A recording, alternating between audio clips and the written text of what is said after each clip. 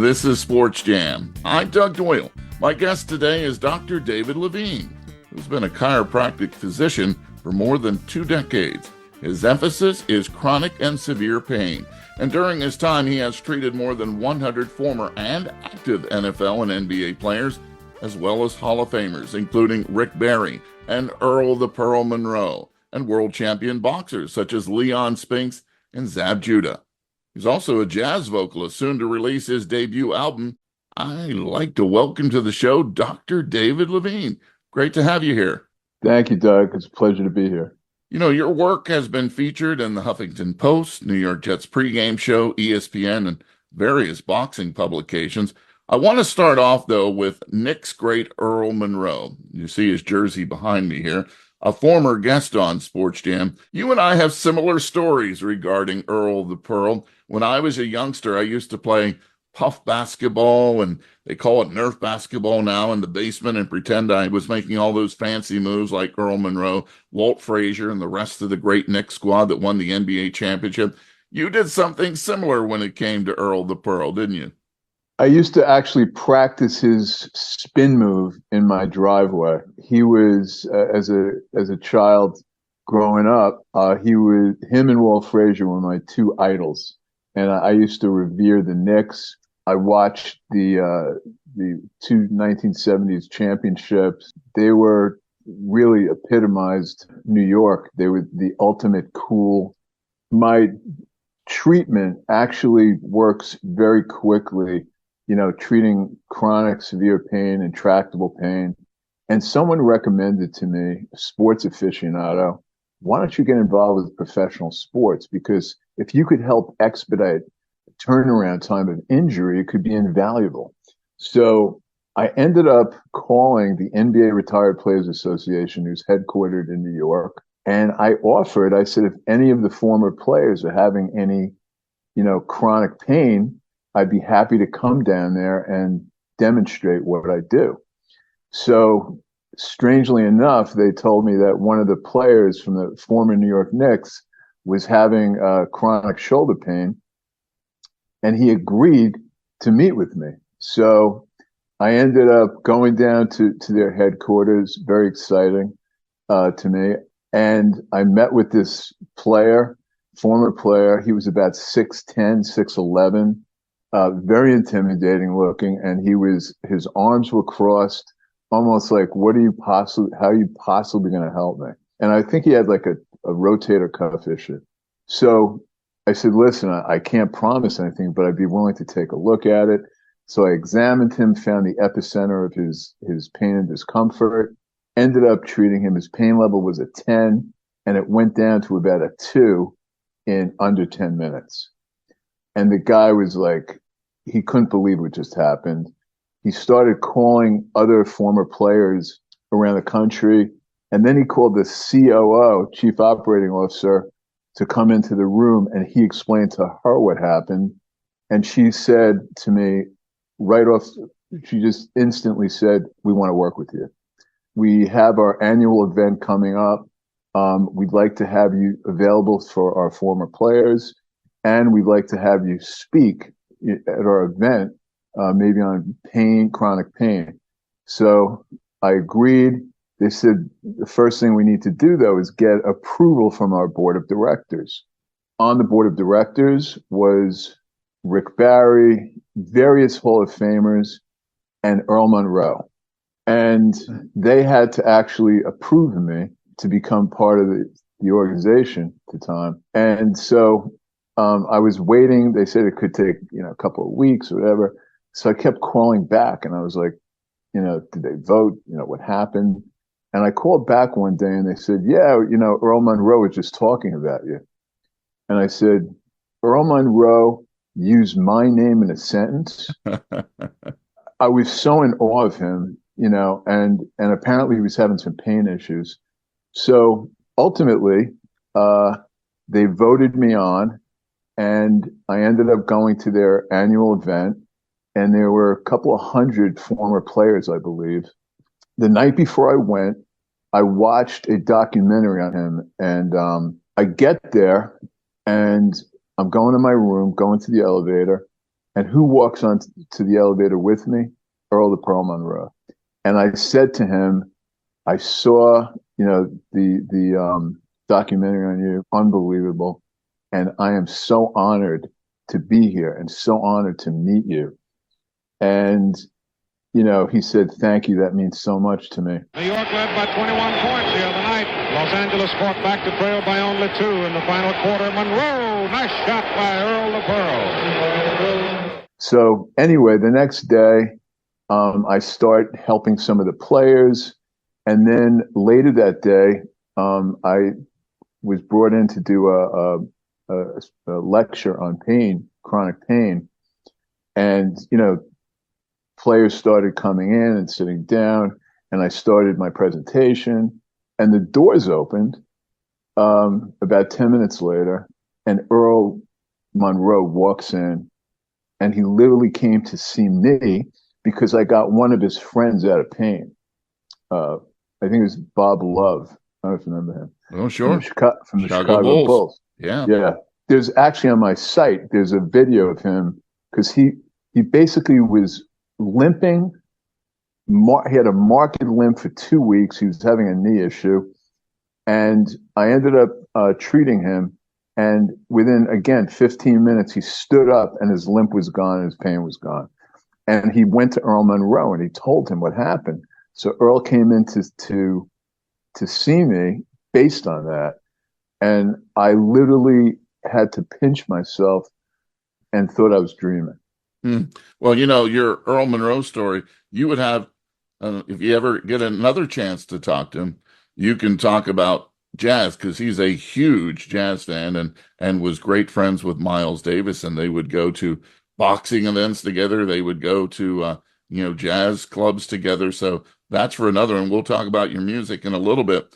But, Rick Barry, you mentioned Rick Barry.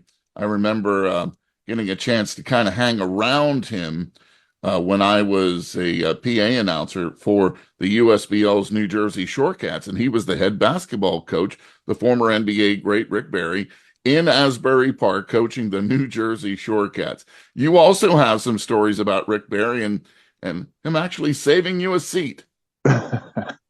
Basically, when I was in high school, my dream was to be like, I idolized like these guys on the seniors in high school, and they wore the basketball players would wear their jackets on Friday, in preparation for the game, and they were like idolized and stuff. And my dream was to be like one of these basketball players, on the varsity team. So I tried out for the freshman team, and I was taking the ball up the court. They put me in. I was basically, keeping the bench warm. And they said, all right, let's put him in. And I was a guard. And so I'm taking the ball up the court. I was so nervous and it was having such performance anxiety that I was literally shaking. And I looked at the bench of our team and the other team, and they were literally laughing. I mean, it was like, so embarrassing. And one of the coaches, I think, felt bad for me. And he's like, I saw him later the next day and he goes, I think you have the ability to become a real true basketball star.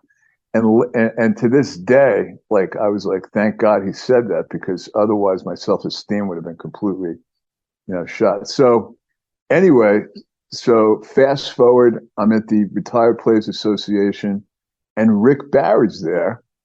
And he keeps noticing me helping all these players. So the team is going to a charity event to treat deaf children with hearing aids, so they'd be hearing for the first time. And they actually asked me to come with them. So I was on the bus with all these players, and Rick Barry gets on the bus, and he's, Rick Barry's like revered by all these other players. So he gets on the bus and he says, does everyone see Dr. Levine? And I'm sitting by myself. And they said, yeah. And he says, no one sits next to him. That seat is reserved for me. And he sits next to me, like, because he's got all this pain stuff going on. and he wants to talk to me. And all I'm thinking is like, I couldn't even get the ball up the court when I was a freshman because I was shaking so much and I was being laughed at. And how ironic is this? And what an interesting turn of events that I'm sitting with one of the top players in NBA history, and he wants to sit next to me so I could help him. Money back to live action. Feeds underneath ML Carr. He missed the shot, and Clifford Ray with a rebound. It's 3-on-3. Rick Barry trying to bring it up. Goes in, tries to get the foul. Doesn't do it, but tips it in. Rick Barry following on the play. Just beat Bob Lanier. Well, Rick Barry was going to pass that ball, and he could not make the pass where he was. He flipped it up on the board and followed up the shot. It's a great story, and it leads me to my next story about you and your encounters with so many legendary players and how you have helped them. Champion boxer Zab Judah calls you Miracle Hands, and he has a video talking about what you've done for him. Do you want to just give us a brief explanation of what you did for Zab? Met with Zab. Zab Judah's trainer called me. I ended up meeting with them back in Las Vegas, and his trainer called me and asked if they could meet with me prior to his fight at the Barclays Center. He was dealing with pretty severe elbow pain, and his doctors, trainers, and cortisone shots could not get him out of pain. So I ended up meeting with him at the hotel, his hotel with his entourage. And I ended up treating him in about 30 minutes. Not only was the pain gone, but the swelling was gone in his elbow. And he basically said to me, in 18 years as a professional fighter, I've never seen anything like this in the world, what you just did. And thus he calls you Miracle Hands. Now, you have also been treating and been a personal chiropractic physician to an NFL player for the last 5 seasons, and has treated him prior to almost every game. For confidentiality's sake, we'll keep him out of this show. But can you tell us about how that relationship developed with that player? Yes. So he actually he just got traded to the New York Jets, and he was, I guess, flying in, and he heard about me and asked to have a meeting with me. And he was dealing with chronic knee and foot pain. And at that point, his pain was significant. The prior season, he had a rough season. The team wasn't doing well. That, in combination with the chronic pain he was in, he was demoralized and was considering retiring from the NFL. And then we ended up meeting, and this is prior to training camp. And his pain was a 10 in his knee and his foot. And I ended up treating him, and I took his pain down to a 1 or a 2 in his knee and his foot on the first visit. And he was blown away. He said to me that he wanted to book me through training camp. This is after the visit. And so I ended up working with him through training camp, and he basically played with minimal or no pain. And then as a result of that, he ended up booking me for the season on the team that he was on. And he played with, again, minimal or no pain. And this is somebody that was literally limping on the field the previous season. And so he actually became, as a result, well, by his own admission, he was an off-the-radar player in the NFL. That season, me working with him, he became I guess I could say it, he became the Associated Press most indispensable player on the team, and he became the ESPN non-quarterback MVP of this team as well. He ended up getting traded. They didn't re-sign him. I guess there was a money issue, but they didn't re-sign him. He got traded to another team, and I got kind of depressed because we had such an incredible relationship and such synergy. And but then I got, maybe a couple of months before the season started, I got a text from him, and it said, "Would you consider flying out to, the other place where he was playing, the other team?" And I did. And the first visit at the team hotel, he said to me, you were monumental for my career. And he ended up signing a really incredible deal with this team. Ultimately, I ended up working with him for the next 5 seasons and treated him basically prior to every game. And he became a 5-time All-Pro and 2-time Pro Bowler. And his career has basically skyrocketed. That has to be so special for you to know that you have had that impact on, some of the best athletes around. But you also, briefly want to talk about it, you also have donated your time and expertise to U.S. military individuals who have returned from Iraq and Afghanistan with post-war injuries, as well as individuals in homeless shelters enduring chronic pain. So you love giving back, don't you, Dr. Levine? Yes. Yeah. I feel like, I love what I do. I feel like I've become very good at what I do. And I think what's unique also about what I do is the speed at which this works. It basically treats head to toe pain. It's non-invasive, it's non-drug, and it's very fast acting. So very often on the first visit with a patient, I can help begin to turn their pain around. And what it does is it provides hope. And because a lot of these chronic pain patients have lost hope. So my mission and purpose in life basically is to help alleviate human pain and suffering. And this is the vehicle at which I am able to do that. And I really am grateful and very proud of what I'm able to do. That's your mission, but another one of your passions is singing. You're a jazz vocalist, as we mentioned at the top, contemporary jazz vocalist, soon to be releasing your upcoming debut album, I Will Wait for You. The album encompasses popular jazz standards and is part of WBGO's ASAP program. If it takes forever, I will wait for you. For 1,000 summers, I will wait for you till you're back beside me, till I'm holding you, till I hear you sigh here in my arms.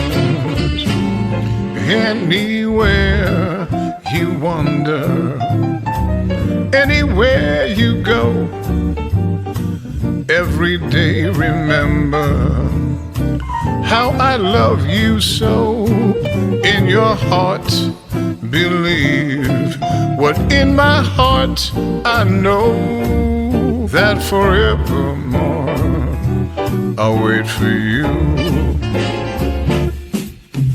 The clock will tick away the hours one by one, and then the time will come when all the waiting's done. The time when you return and find me here and run straight to my waiting arms. If it takes forever, I will wait for you. For 1,000 summers, I will wait for you till you're here beside me, till I'm holding you, and forevermore sharing our love. You began singing in the Catskills as a teenager. Take us back then. So I started playing professionally when I was 17 years old. I was a singing drummer, and we landed a gig. The first gig that we had was in the Catskill Mountains at the Neverly Resort Country Club, which was one of the premier, resorts in the Catskill Mountains at the time. It was a spectacularly beautiful hotel, and we basically lived there for 3 months out of the year. We were treated as guests, and were able to work with some of the greatest jazz musicians that would come up there for the summer. And so both personally and professionally, it was an incredible experience, and basically gave me the ability that I have now, as a vocalist and also as a a singer, as a drummer and vocalist of jazz standards. So I did that. Ended up doing that for 7 seasons. So it was an incredible experience.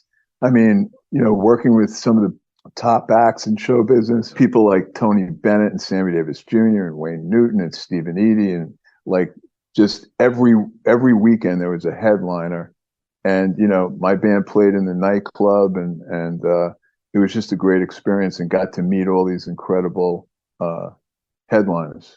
Fast forward, now you're still singing. You took a little break, and then you got back into singing, and now you have this new album.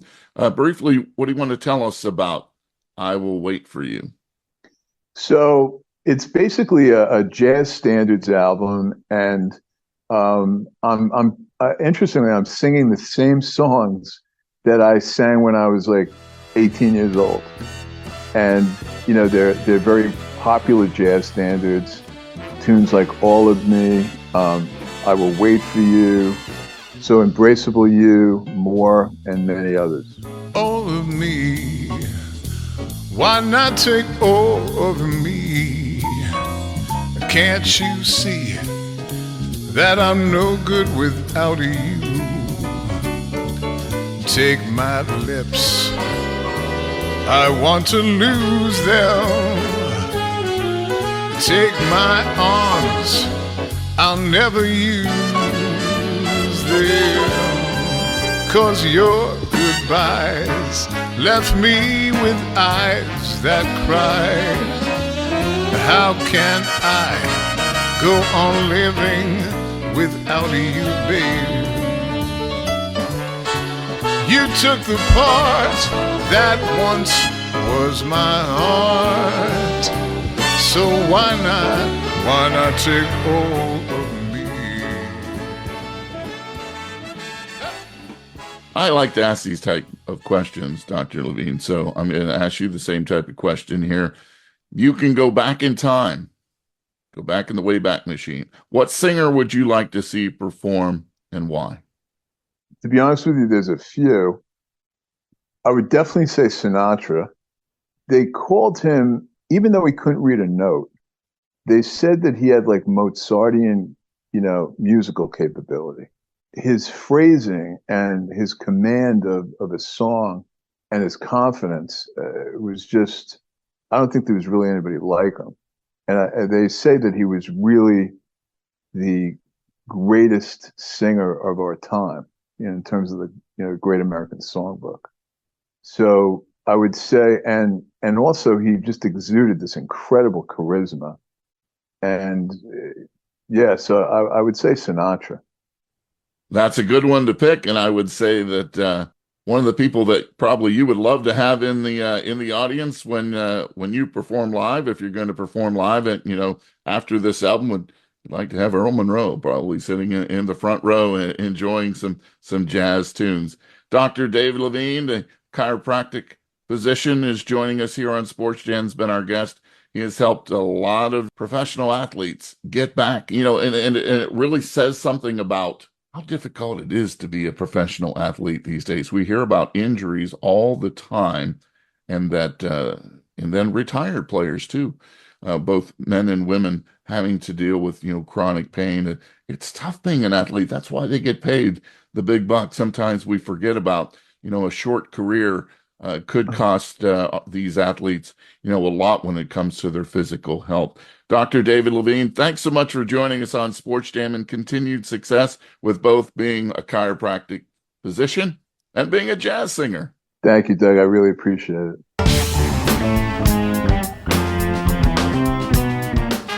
SportsJam is a WBGO Studios production. You can hear all the past shows by going to WBGO.org/SportsJam or WBGO.org/studios. You can also find SportsJam with Doug Doyle on the NPR list of podcasts or wherever you hear podcasts. Until our next SportsJam session, I'll see you at the game.